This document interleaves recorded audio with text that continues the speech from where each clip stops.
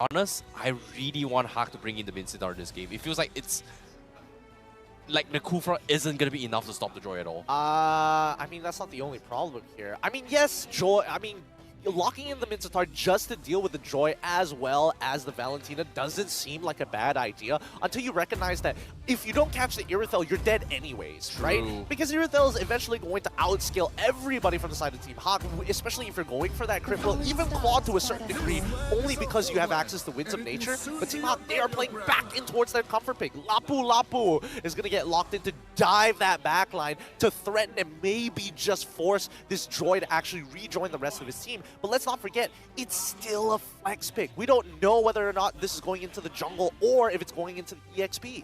Yeah, it's going to be a very difficult one, but as of now, it feels like RSGMI, they can play whoever they want.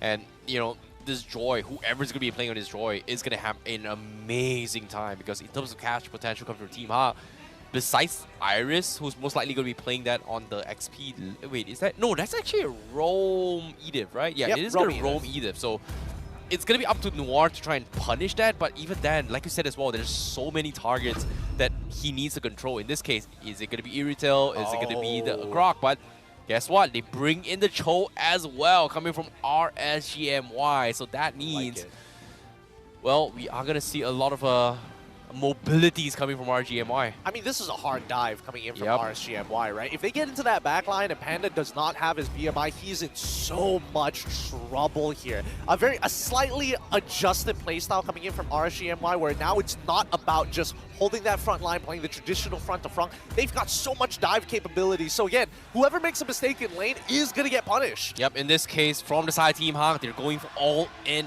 right here, right now, with this Edith Roam here. If they can play around this Edith Roam and catch potential, they are going to be able to slow down RSGMY's progression. However, RSGMY, they do have a very, very strong, decent composition, but you can hear the fans. They're cheering on Team Hak. They really, really want Iris to get his redemption arc. It is going to be time because we are jumping straight into game, and this is going to be game 2 for Team Hak versus RSGMY. All right, I'm pumped for this. After Team Hak dropping game number 1, the fans are giving them the energy to power through game number 2 and secure this win. Let's kick things off as we jump right into the game with Iris trying to proxy. He's probably gonna die for this. Oh my goodness, Iris. I don't know what he's trying to do, man. He's gonna clear the winners before he dies. Yep, he manages to get it, but that is gonna be first blood for Repo. Feels bad moments. Like, Team Hak was just pumping his way through and, you know, he's just died. And, ouch. I don't know. That feels like a party pooper wet blanket in your face, man. Worst of all, it was a very rookie mistake. Why would you do it on Lapu Lapu of all things? I guess he didn't want to interact, but I think we're about to see another kill. Oh my goodness, Storm, he's gonna get out, but Gary's gonna slice his way through, but he's 1 HP! Storm! He survives, but no, it's gonna be Yura that flickers forward to kill his mom, and now Noir. He's gonna try and buy time for Izanami, but they are just level 2. They don't have the tools. In this case, it's going to be the disengage. It's so weird. What a weird start to the game. Again, RSGMY also getting a little like, you know, after that kill, Storm was like, all right, let's get a little disrespectful. Let's try and outplay this situation. Ends up, at the very least, he didn't bother to flicker to save his life. He knows he's dead. He's not trying to hide it or anything. He knows at the very least that even if he gets through all of them, that Yura is probably going to snipe him, and that is probably what he wanted to flicker. But keep in mind, the very first turtle actually is quite important for RSGMY because when they get that power spike and that momentum going from them, they can start playing towards the opposite side of the map, Rippo's side in particular, to allow Lolios the time and space that he needs to actually scale, because it will take some time. His items are very expensive. Agreed, but as of yet, RG, you know, they're trying to get a little more levels for both Storm and Izanami. They're very close to that level 4, but guess what? Yura gets in first. They get the vision to try and scout this out, but it's going to be up to Team Hak whether or not can they burst it down. Iris, like, from the back lines, they're going to make it a time as well. Demon Kite, he's going to burst it down! Gary steals the turtle, and Demon Kite gets out to safety, but Team Hak yoinks it away from RGMY. Unlucky, but at least no casualties came out from it. I don't think Team Hawk can take that kind of damage this early on towards the game. And they do have a little bit of a goal lead, which is great to see, but can they transition it into something bigger? Right now, it's great to see that Gary is able to secure that very first turtle to slow down RSG MY and put their plan into action. With the mid lane shoved up, they need to hurt Loliels. Now, finally, we get to see what they opted to go for in the emblems. Wow, only agility coming in from Yura. The rest is also just going for damage all the way through, and it kind of makes sense. It feels like Demon Kite is going to be extremely tanky in the later stage game, and you know, why just run away when he's going to catch up to you? Just try and burst him down and drop him low enough to threaten him to back off. I mean, he used these exact same emblems in game number 1, so bringing it into game number 2, it feels like at least you don't have to set things up too hard. But keep in mind, at least for Panda, he's like playing respectfully. He's like, I am taking tenacity. I am not going to try and bleed this out with Weapon Master. None of that nonsense. Don't worry about it. He's playing Claude, and a lot of his items don't actually give him a lot of stats to begin with. Agreed. But at the same time now, you know, Iris is going to try and mirror Reapo's way through. He's almost a level ahead compared to Reapo, who's been struggling to kind of outmatch in terms of clear, right? Once you go all in as a Grok, you're not going to be able to sustain too much as compared to Iris. But look at this. Iris is going to be bursting down with the bees here. Here comes the wall charge to catch him, and that's going to be his kill for RSGMY. They punish Iris with 20 seconds left on the turtle. And again, look at this Storm. Getting very, very trigger fingery in this situation. But I don't know, man. But at the same time, Panda, he gets out. Sorry, I can't. I'm just imagining National Service in Singapore being like, you better not get trigger fingery as we jump into this next fight. But no, he's taking a little bit too much damage. He needs to get out. He couldn't even pop his ultimate away, and Iris will back off with 10 HP. But RGMI, they made the right call. Jump on the hero before we jump on the turtle. In this case, Gary is in position to try and steal this. He doesn't have a purple buff, but he's getting poked away by both Storm and Izanami. And looks like he might actually die here. He forces a flicker from Izanami, but can he get out? He can. Jiguno comes in. Wall charge misses by a second. So that's going to be Team Hawk losing the turtle, but they do bait out major spells from RGMY. Now you're seeing the big differences of Team Hawk game number 1 compared to game number 2. With Lancelot, well, if we compare it to RSGMY's game number 1, the Lancelot didn't need to be the first initiator, didn't need to kind of push the momentum. Everybody else can kind of do it in their own way. Team Hawk on the opposite side, Iris is the only one who can really jump on it. Noir, even then, he has to wait for the follow-up. So Gary needs to bait out as many spells as possible and then get the re-engage from the rest of his team.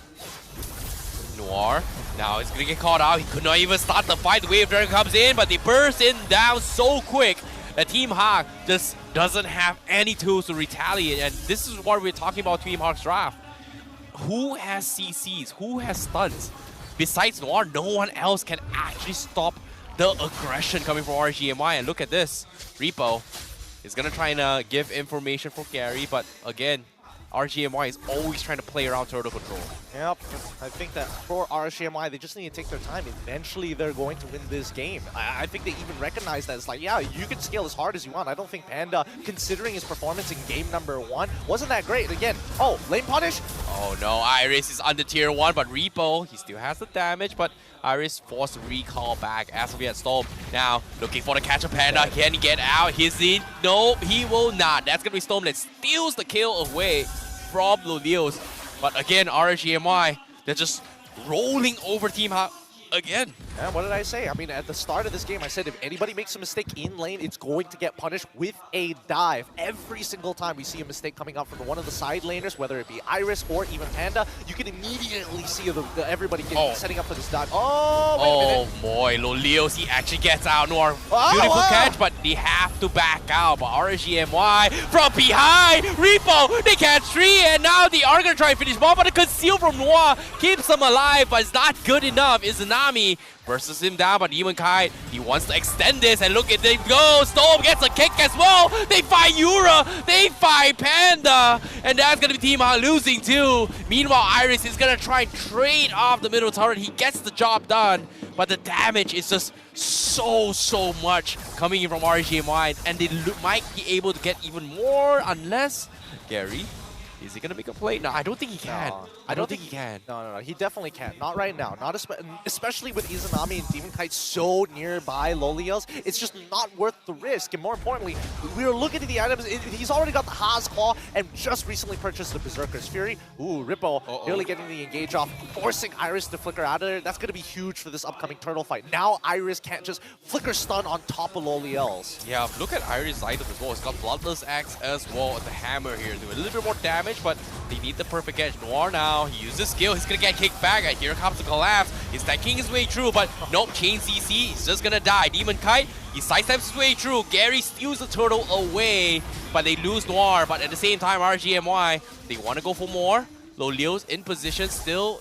He doesn't have his sprint though, so he's not gonna go force the fight. Demon Kite, ooh, so much damage on this Roar. Yep, I think for a regular player, they would have 100% dived that. But Demon Kai, he recognizes that the tower actually does a lot of damage, and if Iris decides to turn on top of him with the Justice Blades, or maybe even tries to outplay with the dash, he probably would have died there. At the very least, he has no way to actually guarantee the resets on his dashes other than his one target onto Iris. So it would have been very risky. Panda playing an even riskier game. Oh no, Noir, he missed his combo. Storm outplays his way through, but they get the ultimate available. Gary is going to be able to finish him off, but Izanami is getting chipped away with a Blazing Duet, but double kill from Gary is going to be good enough to chip them away, and this is huge for Team Hawk.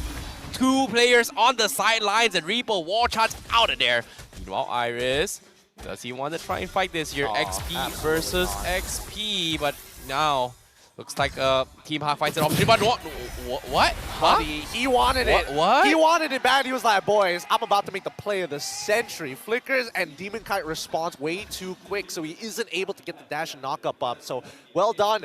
Good reaction time coming in for Demon Kite. I like the idea coming in from Noir, but it was very ambitious. It's crazy how Noir is doing this here, but at the same time, Storm is going to down low HP. They force Loliel's coming in. He does have the sprint still. Noir is getting chipped away, but Izanami with a stolen Blazing Duet. Not going to do too much, but Demon Kite with the Blade Spin, he fights Panda. He's going to kill him off, and he's dead.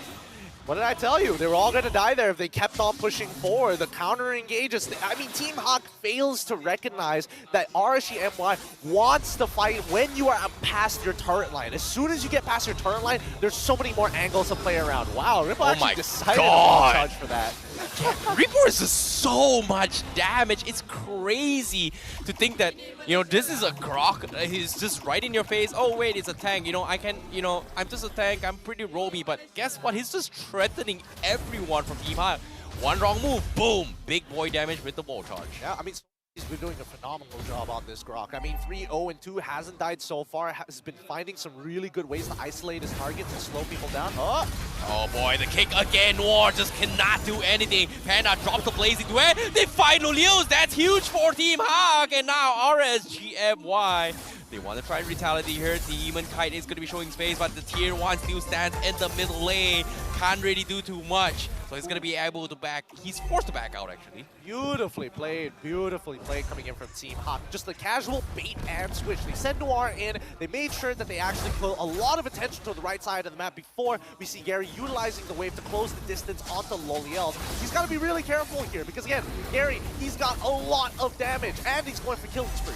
Oh no, he needs to be a little bit more careful here. 20% left. They want to collapse on this. Beastman comes in. Do they steal it? Demon Kite joins it away, but the back lines. Look at this. Gary is going to try and cut him off, but Izanami jumps into the pit, finishes him off. Panda forced to use the Blazing Duet defensively to kill him off, and that gets RSGMY out of safety. Yep, they managed to get out, but that Lord still falls into the hands of RSGMY. Izanami won't be able to participate in the upcoming... No, Repo. The wrong time, wrong place. No wall charge. He is going to give away a free B. But at the same time, Gary as well as Yura, Divine Glaive and Endless Battle right now. As harsh as I want to be on Rippo for actually walking out and ruining his perfect KDA like that, I can understand why you feel like a juggernaut on this Grok. With the power of nature, sitting close to those walls to make sure you have anti-CC, you feel invincible until it runs out and then you realize, oh, this might be a mistake. I know, right? But in this case, he's got the Blade of Destiny as well as the Blade of Despair. So that's a decent amount of physical defense. But when it comes to magic, Yura and Noir has those damage to chip away at his health. And interesting enough, Noir, he hasn't been able to take advantage of his Primal Waraf to actually deal magic damage. And that's the only reason why Team Hawk has been losing out in all these fights. And this is a big problem.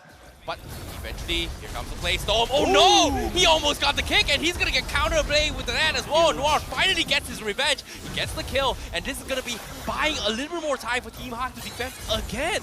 I mean, I don't think RSGMY was going to get too much off of this anyways, but I think that's going to make sure that they don't get anything else anymore. So that aggression coming in from RSGMY has been shut down entirely, and the score has really started to even up with only about 1.9k difference between the two, eventually turning into 2k. But look at Team Hawk, they do this all the time. They play on their strong side of the map where they have vision, and if RSGMY decide to trespass in their borders, it's a lot of problems. But again, fundamentals are strong. With good wave management, it forces Gary to actually move out of place, who is by far the only threat other than Panda to jump onto Loliels. Yeah, this is crazy, right? Like, I was expecting Loliels to be able to, you know, kind of pop off as an Irritail, considering that this is his current meta. It's all about movement speed, taking advantage of DGS, etc. But he hasn't been able to find those opportunities. And as of yet, it feels like Team Hawk, they understand that, hey, if we take him out right from the equation, no one else hits hard. Repo is going to be like a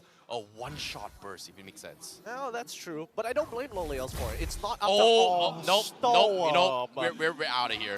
No, I look at Loliels. Look at Loliels. He's literally like zero reaction to that. Oh no, he needs to back out. He can't even do too much, and they will lose Stone because of this. And Loliels is like, you know what? I finally get a little bit more help, but the minion, Yura, just stole it away again. I mean, that's not the worst part. I felt like that was just instant karma for Storm not taking it to the face. Storm was like, yeah, I'm just going to move out of the way. Loliels loses 60% of his HP. He's like, bro, what the heck, man? Come on, what's with this anti-synergy? I don't know how this is possible, but Repo now, he's gonna get caught out. War Shot comes in, and Gary comes from the side. He's gonna try to chip away. One normal attack is gonna be good. Loliels is finally showed himself with the crossbow attacks. He catches 4-man with the rebuff, but can he finish for Yura? No, he cannot. But Panda, he gets countered out by Demon Kai. Demon Kai picks him apart, and somehow RGMI, they get Iris as well. And now Team Hawk, they have to back off while RSG will be focusing on this Lord. He's got to be real careful here. Noir, he's got no backup. Oh my goodness, Storm! He found Yura! That's gonna be a kill for Loliels. RSGMY, they found the opportunity, and now Noir, what can he do? Gary is here. There's 4 men right in front of him here, 10% left. Is he gonna make the attempt? The Lord is gonna be close. No, he doesn't even want to try it. But RSGMY, they secure the Lord. No attempts made, and I think Team Hawk made the right decision here with the man, again, a significant man disadvantage. RSGMY pretty much had it for free. They just needed to make sure that they don't chain those punctures from Gary in towards that Lord Pit side, and that's why you can see that RSGMY are leaving very large gaps on purpose to maybe force Gary to utilize his ultimate to try to get into the pit, and even then, they could collapse on top of him to make sure that he doesn't get back out. Agreed. You know, it all comes down to finding like the puncture angles as well, right? And that was very difficult, because if RGMY, the clump up is 4, it is a straight line for him, but you know, just backing out, limiting it away from Gary is gonna help him a little bit more. But right now, the big threat here from the side Team Hawk is gotta be Panda, and it's gotta be Gary. And if they take down Panda from the equation, well, they lose all their damage, I guess. Well, I mean, they still have Gary as well as Yura, but Yura is very much just like skill shot burst, and the same goes for Gary. He can kind of stall things out for a while, but without consistent damage, it's a bit of an issue, right? I think as of right now, it's tough to get on top of people like Demon Kai, and I think Demon Kai can basically do whatever he wants to. We discussed this in the draft. He's playing Joy. Nobody can really catch it right now. But Loliels, on the other hand, is very susceptible, and the same goes for Izanami, so it really depends who makes that first mistake. Agreed. Now with the Lord collapsing on the tier 3, it is gonna fall. Iris trying to cut the back lines, but you know, it's just not the right timing here. Storm as well, looking for the angle, but Panda will be able to chip away towards the Lord Pit here. But interesting enough, Yura got an Ice Queen 1 on this Novaria, so we are not gonna look at those one-shot bursts. He is gonna try and utilize for the team here, but here comes the concealed play. Gary, he's gonna try and bait our reactions, but RSG says, you know what? it's not the right timing yet. It's not the right timing. Well, RSGMY don't want to repeat the same mistake that they did in game number 1. They disrespected the space to try and get inhibitors. They got punished for it, and that pulls Team Hawk back into the game. It's already 17 minutes in. Both sides don't have much of a lead. Like, they lost EXP in this particular case. A majority of them have already hit max level, so it's obviously going to be negative. But in terms of tower damage, 16,000, getting 1 inhibitor, that's good enough. And this is only going to be the second Lord of the game. We're not even into the third one just yet. Yeah, this is tough. This is really, really difficult as well. And considering how well Storm and Repo has been playing this game, it's just finding the right places to zone Team Hawk off. Team Hawk, they definitely need to overcome this big obstacle, and currently it's very, very difficult to do so. But Iris as well, he hasn't had a great line against Repo at all this entire game. I think that Iris can't really do much about it, right?